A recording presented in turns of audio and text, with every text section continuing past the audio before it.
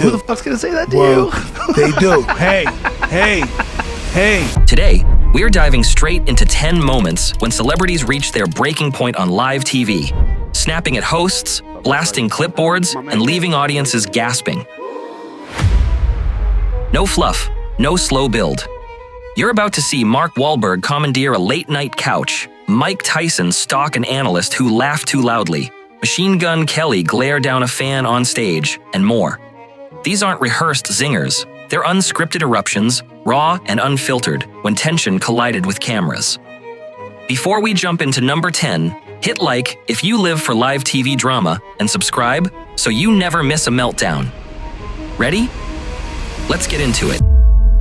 It all started when Mark Wahlberg sat down for what was supposed to be a casual drink with the host banter on The Graham Norton Show. But when the cocktails began flowing, it quickly became clear that Wahlberg had one eye on the camera and another on the bar cart. He leaned forward, delivered a soft, Why would you allow people to drink alcohol and come on a show in the evening?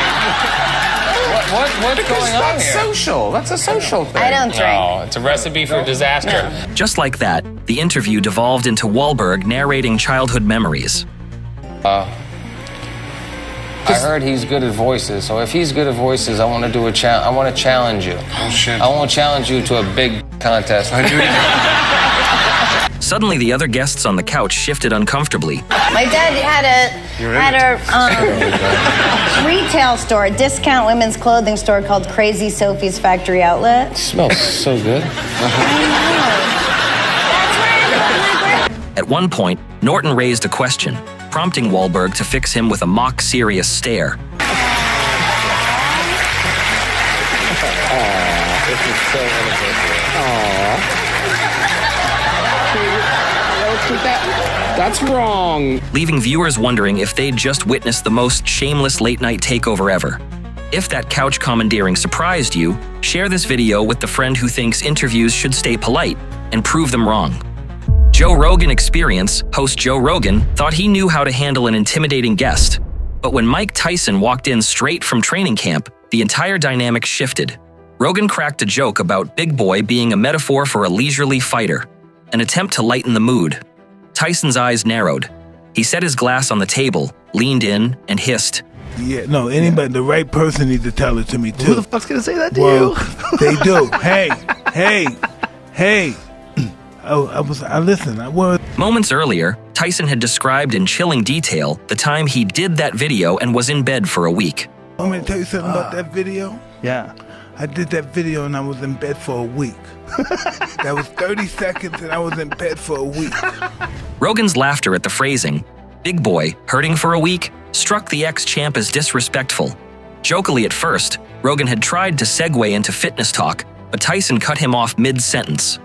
And it's not funny because it made me realize that this is big boy serious. shit, okay? Big boy shit. This big boy shit. You was There out. it is right there. Yeah, that wasn't really cool. No, that's in the gym. That's now. The thing is, though, That's now. That's going for 5 and 6 rounds. That's now. But I'm talking about before that 30 seconds. The first time I ever did it. His voice dropped an octave, and the studio crowd fell silent. Rogan, sensing the shift, tried to placate him. I caught what's the shit you cut when you can't walk? Oh, sciatica. Yeah. Everything came in. Everything, all that shit that came back that made me quit boxing. All the pain started coming back. so when you started training again, did you start doing it slowly after that? Extremely slowly, and then I started dabbing in alternative stuff. Eventually, Rogan adjusted his tone, and Tyson exhaled, the tension somewhat diffused. But for the next half hour, Rogan didn't crack another joke. When the episode dropped, viewers realized they'd watched a masterclass in coexistence. Rogan's humor met Tyson's ferocity, reminding everyone that some punchlines hit harder than gloves. At the Forbes 30 Under 30 Summit, rapper Machine Gun Kelly, MGK, took the stage to discuss his career when an eager fan leapt over the barricade to meet him. Like I was saying, if you build something on quicksand, it's going to sink. Yeah. And so you need to have a foundation that is going to be indestructible no matter what gravity is doing, because gravity is a metaphor for obstacles. It's inevitable. The fan, eyes wide with excitement, barreled toward MGK and attempted a half hug. MGK stiffened instantly, balling a fist as he backed away. And that's such a lost thing here in America. We're so about like over-serving, over-consumption, quick, as long as it gets there, you know. So that's the same thing with the 27 Club. That's like, my man, get the fuck away from me. Yo, what are you doing? What are you doing? This is a bad look. Don't make me... Security converged, but MGK didn't wait. He pointed at the kid.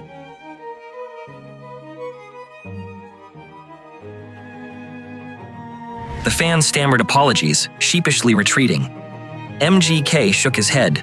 The crowd gasped, unsure whether to cheer or cringe. I left that guy in the past. I'm really sorry. Many understood he was jarred. After all, unexpected invasions carry real risk. Still, the abruptness was shocking. MGK closed with genuine humility. Here's what I would like to say, and I do apologize for my primal reaction, but this is, yeah, okay. You handled that amazingly, by the way. Yeah. That apology softened the room. Security tightened barriers, and MGK's panel proceeded without further incident. But the image of him, fists clenched as a fan crept too close, became a viral emblem of celebrity boundaries, and a reminder that not every hug is a high five. When comedian Jim Carrey sat to find the most meaningless thing that I could come to and join, and here I am. As the host tried to pin him down, well, they say they're celebrating icons inside. Celebrating Do you believe icons. in Carrey's gaze glazed over. He repeated, almost to himself, Boy, that is just the absolute lowest aiming, possibility that we could come up with. It's like icons. Do you believe in icons? The host attempted to steer to his children's charity work. Carrey cut him off gently. I don't believe in personalities. I don't believe that you exist, but there is a wonderful fragrance in the air. You don't believe certain icons have the power to make change, to think differently, to be bold, to inspire others? Artistry? You're one of them. On the good foot. Ha! Yeah. You shut it down now. Viewers debated whether Carrey was mad or simply refusing the standard celebrate my career question. Yeah, no, I don't believe in icons. I don't believe in personalities. I believe that peace lies beyond personality, beyond invention and disguise, beyond the red S that you wear on your chest that makes bullets bounce off. I believe that it's deeper than that. I believe we're a field of energy dancing for self. When the host asked, I don't care. But Jim, you got really dressed up for the occasion. You look good. No, I didn't. Was that an get dressed accident? up. I didn't get dressed up. Who did? There is no me. There's no you. No. We're not here. This is a dream? There's just things happening. And there are clusters of tetrahedrons moving around together. Okay. the studio lights felt sharper. Cameras lingered uncomfortably on his face. Finally, the host, sensing the impasse, muttered, "Okay, Jim, thanks for your perspective." Carrey nodded, rose, and walked away without another word. So what's happening in our world right now? The show cut to a montage of upcoming segments. Social media exploded. Some praised Carrey's authenticity, others lamented the missed promotional opportunity. Either way, Carrey's existential flatline became the headline, proof that even the sunniest star can stare into the void with nothing left to say. At a Beat Awards press junket, one producer was busy letting Rihanna know how family-friendly they wanted this segment. She'd been rehearsing her explosive stage routine, complete with dollar bills raining from above, when network execs vetoed the money toss, citing potential chaos.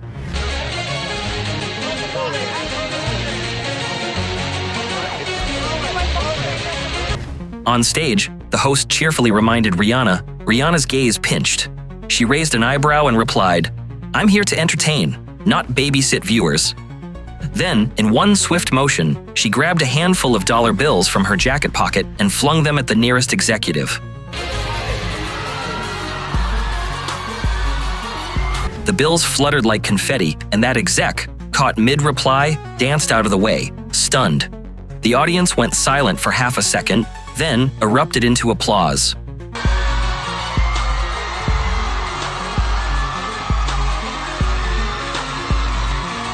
Rihanna, unfazed, cracked a grin. She struck a final pose, microphone overhead, and the room crackled with energy.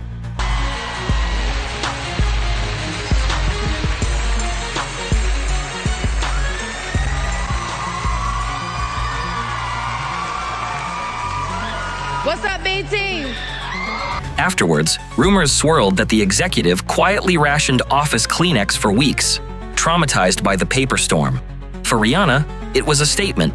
Creativity doesn't fit in a box, and sometimes you need to make it rain to prove you can't be potted.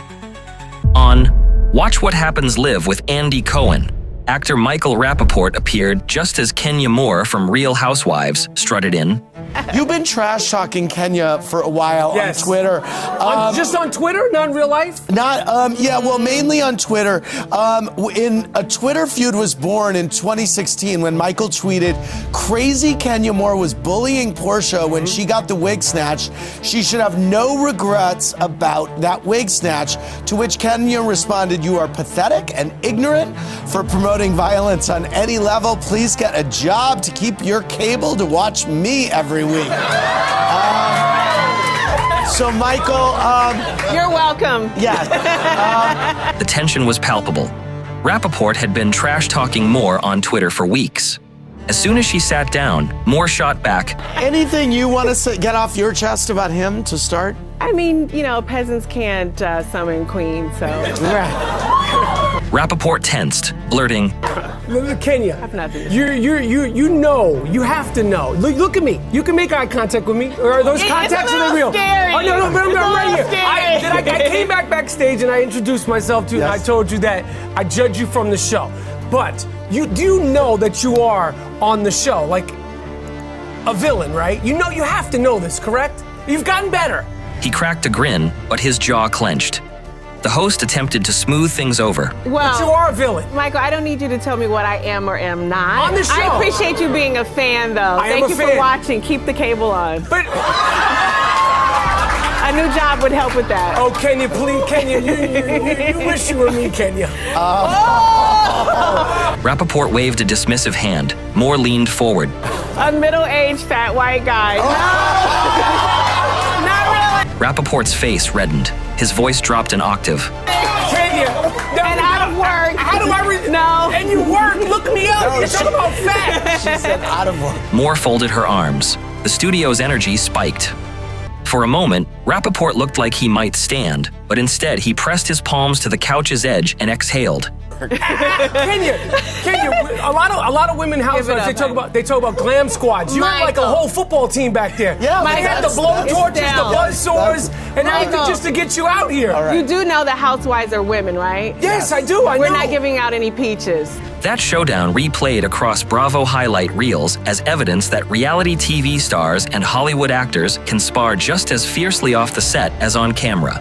British comedian Russell Brand was promoting his Messiah Complex tour on a popular morning radio show when the host repeatedly referred to him in the third person as if Brand had vanished from the studio. And stuff.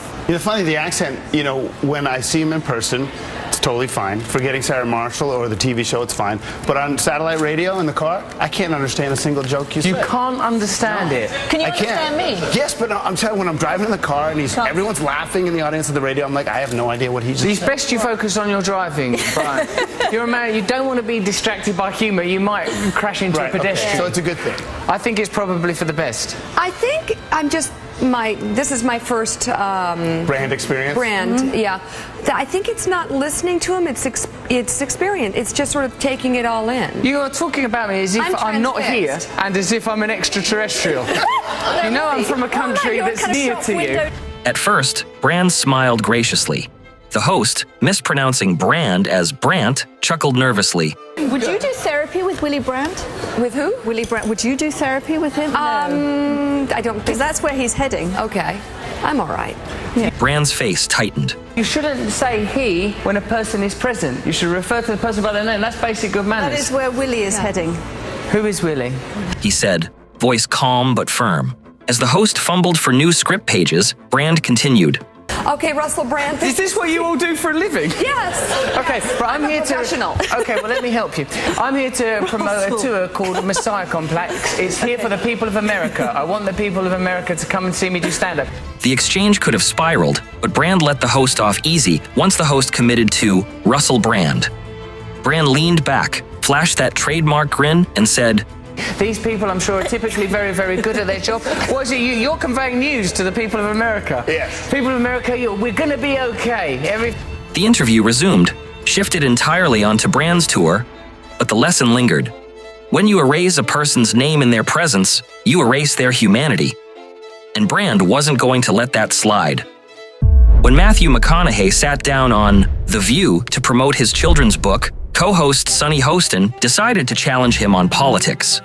She asked about the anti-vax rumors swirling around his close friend, Novak Djokovic, and whether McConaughey believed them. Isn't he an anti-vaxxer? An anti-vaxxer? I believe so, yeah. McConaughey smiled politely, then he glanced upward, exhaled, and deadpanned. Way to bring it down, Joy. I'm just kidding. Hostin pressed. The co-hosts exchanged looks. When Joy Behar jumped in, McConaughey reiterated. He stood and offered a final nod.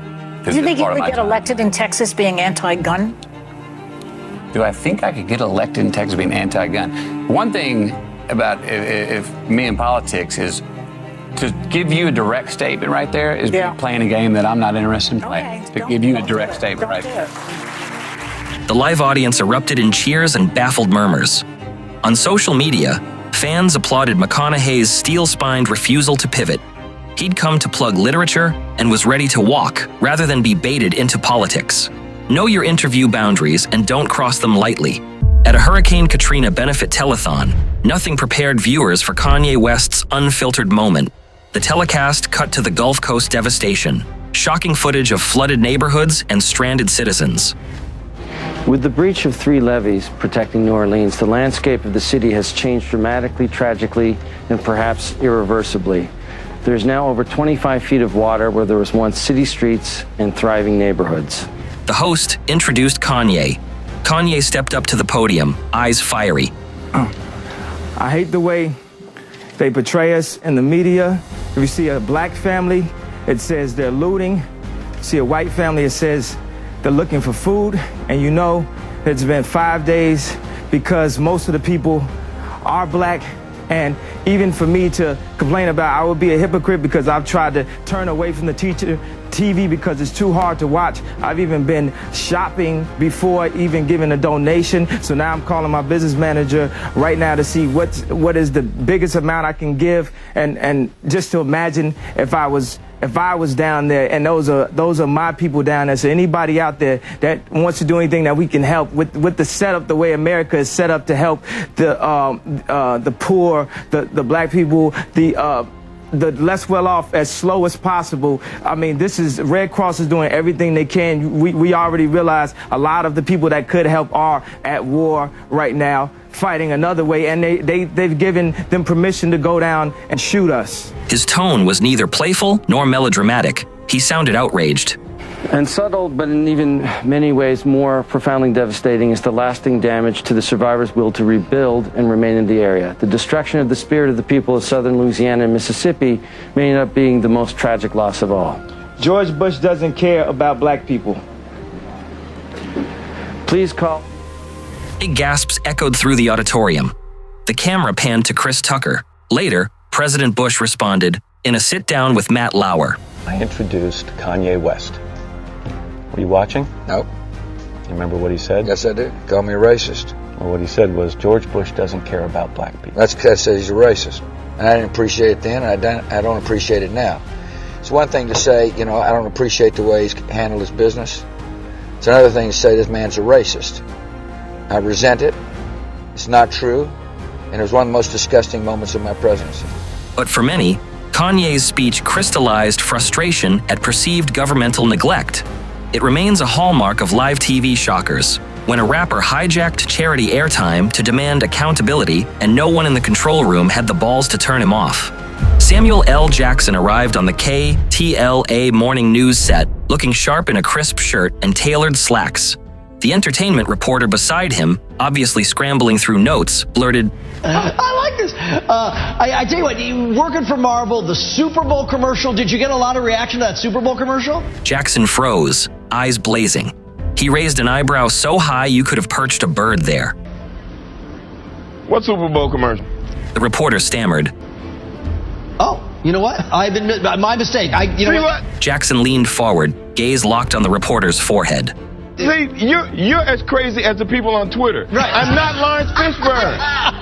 That's my fault. I know that. That was my fault. My mistake. You know what? We don't all look alike. Flavia, you're exactly We may be all black and famous, but we all don't look alike. I am guilty. Next question. I am guilty. The reporter, cheeks crimson, apologized profusely, fumbling. Thought you were Bob Dylan. Right. That's right. You're the entertainment reporter? I know.